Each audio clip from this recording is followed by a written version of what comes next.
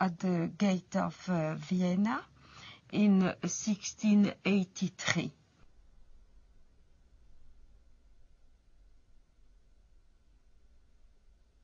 The Crusades are not understood in Muslim world today very differently to the way they are understood in the Western academia and in the discourse of the Western elite class. Both talk of the Crusades as an aggressive war of conquest by Christian Europe against peaceful, innocent Muslims. One may ask, however, what were those Muslims doing in the Holy Land in the first place? Well, what happened is that Muhammad and his successors waged a series of wars of conquest, and in one such onslaught, in the 4th decade of the 7th century, the Holy Land, Palestine, Israel, was conquered by Muslims. And so when Seljuk Turks started interfering with the ability of Christian pilgrims to go to the Holy Land, to go to Jerusalem, and when their physical safety was no longer guaranteed, the Western Christians acted not only as reconquerors of a land that had been once theirs, they also acted as, quite rightly one might say, protectors of their holy places.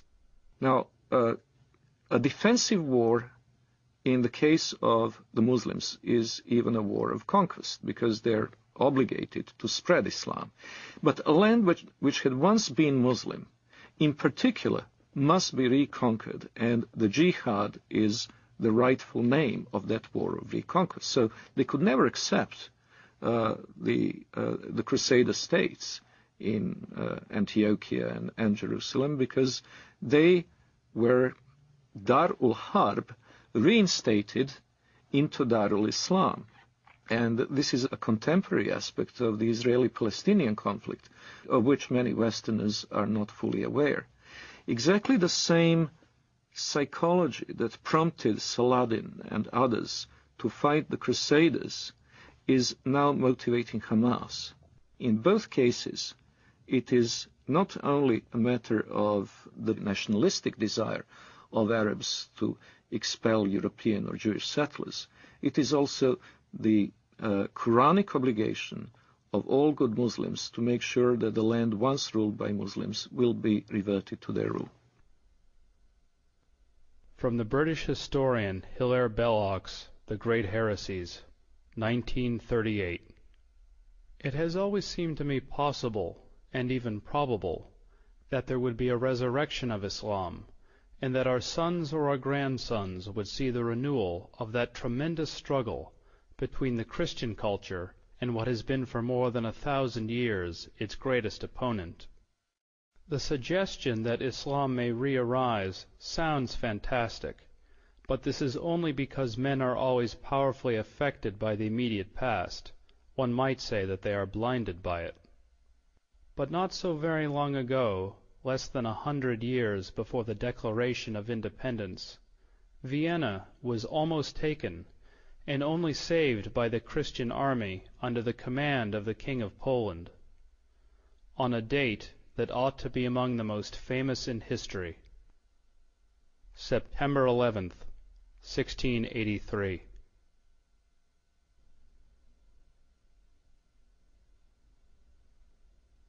On September 11th, 1683, the siege of Vienna was broken. That was the high point of Islamic jihad expansion into Europe. After that, Islam went into decline, and the Islamic world was colonized and in a drastically weakened state. It seems very likely, almost certain as far as I'm concerned, that Osama bin Laden chose September 11th in 2001 to signal that the decline of the Islamic world was over, and that the jihadists were back, and were going to pick up where they left off in Vienna in 1683. If we look at the tectonic plates between Islamic world and non-Islamic world today, we notice something very interesting, that even very diverse Muslim societies, which cannot be easily branded under one civilizational label, have something in common, and it is the tendency to be in conflict with their neighbors. If we look at the extreme southeastern outreach of Islam, we see East Timor, where Indonesian Muslims slaughtered a third of the population of this former Portuguese colony, who are, by the way, Roman Catholics. In southern Philippines, we see an extremely violent Islamic rebellion, which has been simmering and becoming more or less violent for years. In Indonesia itself, we had religious conflict in the Spice Islands, where the beleaguered Christian minority is in danger of extinction. We have very active Islamic movements both in Thailand and in China, in Xinjiang. In the Indian subcontinent, the history is tragic indeed. That's where the Holocaust, the Hindu Holocaust, took place in medieval times, a little-known episode in the history of Islam in the Western world, but the one that left a deep traumatic mark on the people of the region, and where the conflict is still latently present in the province of Kashmir. In Africa, there is the constant war in Sudan, which finally has gained some prominence in the Western decision-making circles, but which has been going on for 20 years. And it's impossible to estimate the number of lives it has claimed, but it certainly goes into many hundreds of thousands. There is the constant instability in Nigeria between the resurgent central and northern states, which are increasingly pressurizing the government in Lagos into accepting Sharia law as the law of the land in those provinces.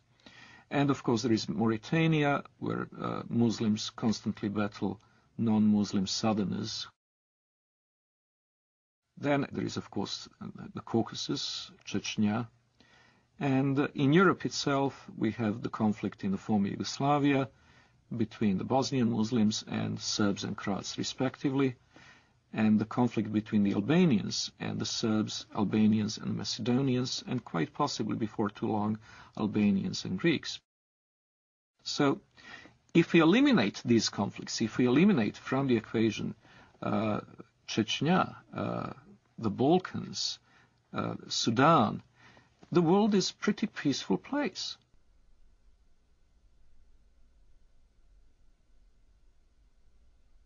If we eliminate from the terrorist equation, terrorist acts carried out by the Muslims over the past 5 years, we would come to realize that the war on terror is unnecessary because terror is not a very big problem.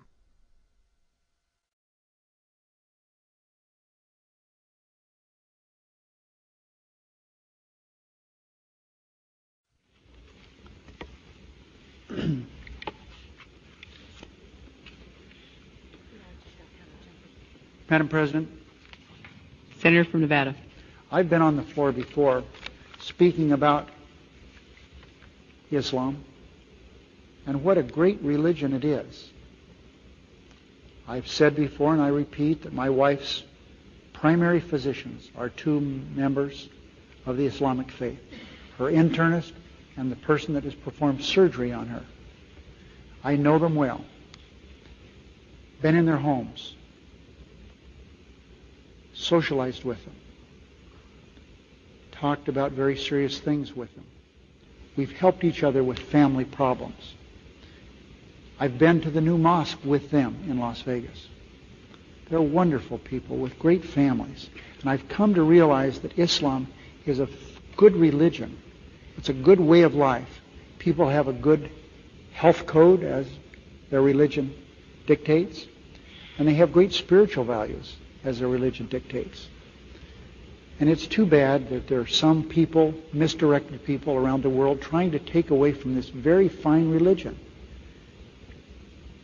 I believe that they cannot give this religion a bad name. I think that the power of this religion and the power of the people in this religion will overcome these evil people who are using this fine religion to do bad things to innocent people. Islam is a religion and a political system